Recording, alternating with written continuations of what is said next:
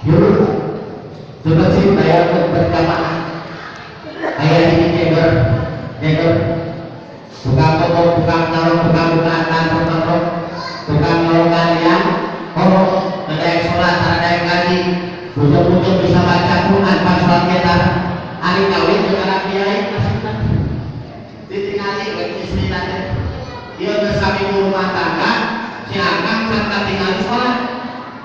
Kawan itu eta pamatikan anak, kan? Hari akang waktu orang sholat, baru tanya mau sudah sholat ini, saking itu nyaho. Eta sholat, lima waktu, guru asal mati tidak subuh, ajaran terterang. Arek diajar, badan tentu masa sholat, gampang.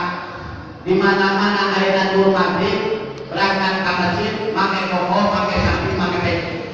Kumaha cara-carana tuturkeun we imam. Tuturkeun imam. Tolong we mati.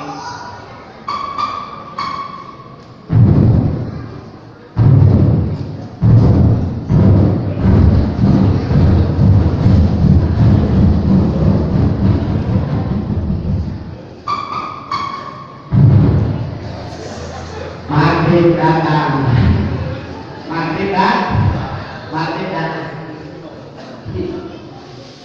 Ayo betet kan imam pesan datang. Mainan uang dalam kantor nanggung lagi. Eta fungsi gerai si imam teh datang. Oh iya imam nanya. Cek manehna imamna. Pas imam lewat kumaha tuturkeun. Nah cek pamajikanana tuturkeun we imam. Dituturkeun mana? Tuturkeun. Dan ke sholat maghrib. Cek imam Allahu Akbar. Cek manehna Allahu Akbar. Datang dia tuturkeun. Pas imam baca Fatihah. Bismillahirrahmanirrahim. Anu manehna teh Bismillahirrahmanirrahim. Cek pamajikanna teh tuturkeun. Alhamdulillahirabbil alamin. Alhamdulillahirabbil alamin. Ihdinas shiratal mustaqim. Tapi ka ihdinas shiratal mustaqim eta imam zuhur.